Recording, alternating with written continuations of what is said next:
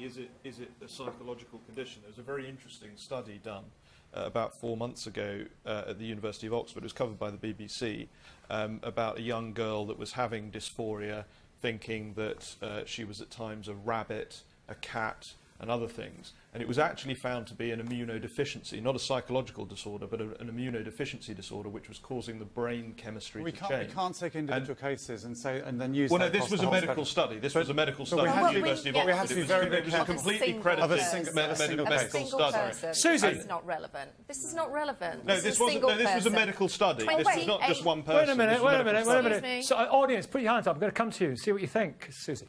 A recent study by WPATH, which had nearly 28,000 trans people who fed into that study, showed that the levels of persecution, violence, harassment... It's horrific. It's horrific. Yeah.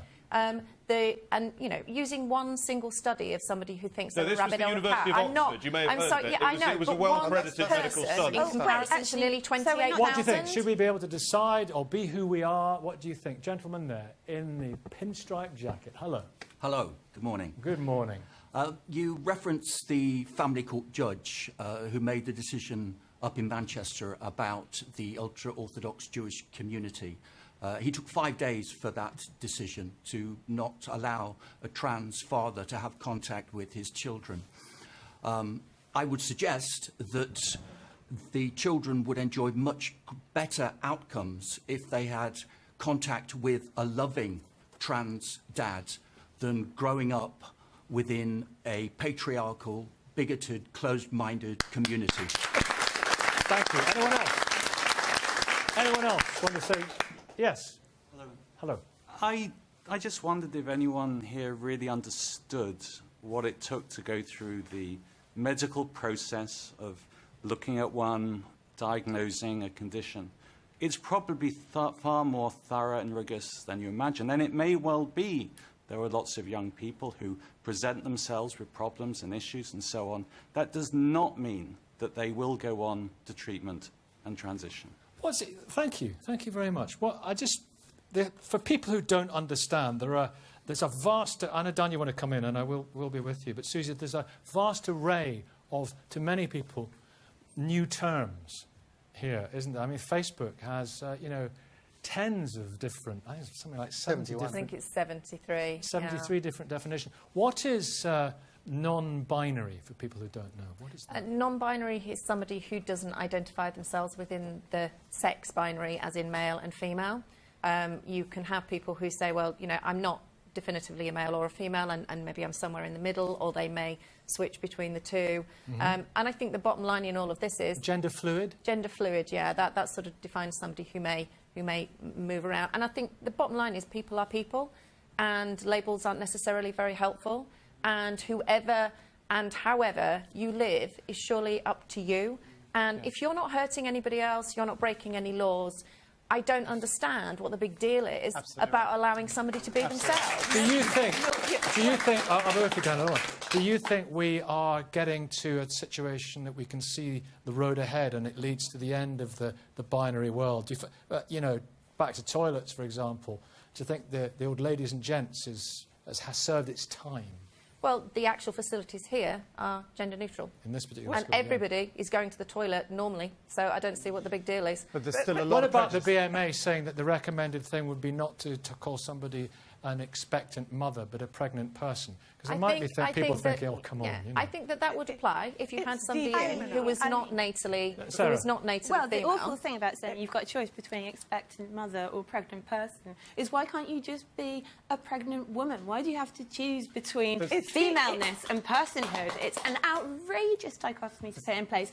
We were talking earlier about the idea of desistance, about the fact that children sometimes present as trans and ultimately go on not to transition. We're not just talking about single cases. Multiple studies have found that there's an 80% desistance rate. Can I just there is no way to tell. Those studies go back to the 60s and the 70s when the actual landscape for society was far different. Peer-reviewed, multiple studies. But come on, mermaids. Mermaids? I mean, Wait a second, mermaids Daniel. don't exist What are we into? Has anyone got no scientific... Do angels exist? Angels don't exist. Mermaids certainly don't exist. Nobody is born with that. Angels are gender non-specific, binary fluid. Daniel Hannan. Susie said... As a libertarian, you must think to yourself, you don't give a fig about this. Right, and actually, which is why Susie was right to say twice, why is this a problem for anybody else? Very, very good question. Right? And therefore, there's a corollary of that. You don't need to involve the full force of state legislation in something that is a personal decision. So if you consider, for example, a situation where an employer has an employee who says, I'm transitioning, you know, I want to use this toilet rather than that one. I think we all know that that's a kind of situation that normal human relations will accommodate, right? They'd work out something that the rest of the workforce would be happy with. But as soon as you come in and say, by force of law, you are obliged to do X and Y, then from the point of view of the employer, it's no longer an employee to whom you owe a duty of care, it becomes an antagonist. Having gone through this, Daniel, I can tell you there's still a lot of prejudice. We still face huge battles. It is not easy. And it's very easy to say in the abstract that people might be moving on with this and society might be. But you try, as I have, and bring it home, and you know, you're dealing with maybe children or people close at home, and they battle with this because they want to be in a normal sort of setup, and they want to be approved by their peers. There is still a huge amount of prejudice on this, and that's why we need... Something like saying that, you know, it's uncomfortable to say expectant mothers, we should say pregnant people. A lot of people who have sympathy with this think that that's just ridiculous, dancing on the head of a pin. Well, it might be, but the point I want to make there is that why are we so fixated on whether, you know, we fill in questionnaires and they have to be either male or female?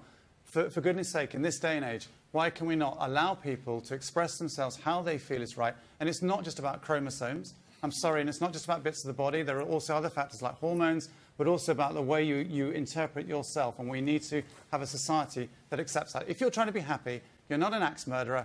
It's all that matters. If you're trying to be happy, Lady in Red, yes, what would you like to say? Walker, you would say something in the first debate as well. Quick word here. Yes. We're getting to the end of this. What would you like to say? Right. I went into the toilets in Asda in Fareham, and I spoke to a member of staff, and I spoke to a customer, just hello as I walked through.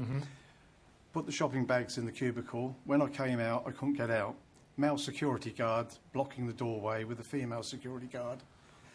And they basically accosted me and said, what are you doing in the ladies' toilet? I said, well, this is the way I'm dressed. I didn't want to go into the gents and scare anybody in there, so I'm in the ladies. And they said, you shouldn't be in the ladies. And they said, you're not a lady. And I said, how do you know? And the woman turned around to me and said, well, unless you've had the operation and can prove it to us, you shouldn't be in here. We can call the police. And I said, well, look, I shop in Asda a lot. It's my second home. I said, I've got bags and bags of shopping. I was breaking my neck. I needed to go to the loo.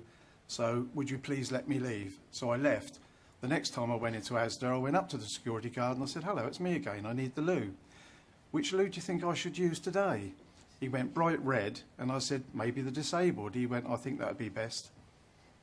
And that was the situation. Kathy, what were you saying there? I heard you muttering. I'm just so worried that nobody's thinking about children. The problem is it's hard cases. Would you have a problem with that? So what's your name? Hard cases make bad law. If Leslie was in the loo when you were in the... wait. Yes, I think I probably would have a problem, I'll be quite honest. But hard cases make bad law. But I agree with Dan, we should be humane and compassionate and decent enough to accommodate individual pieces. You don't turn it into the law. If you turn it into the law, you are doing something terribly damaging and confusing and irresponsible to the way we bring children up generally. The reason it doesn't do those things. What happens when someone is discriminating against them? Then the law surely should be there to help to stop people doing that. Well, I'm afraid we live in this age of Sarah, victim last word, politics. very last word. We must move it on. But that's discrimination, isn't it? Or would you feel uncomfortable? I mean, it's mortifying that you'd had such an embarrassing experience. But I don't think we should focus so much on toilets. Right. I think toilets are a very bad place to set this argument.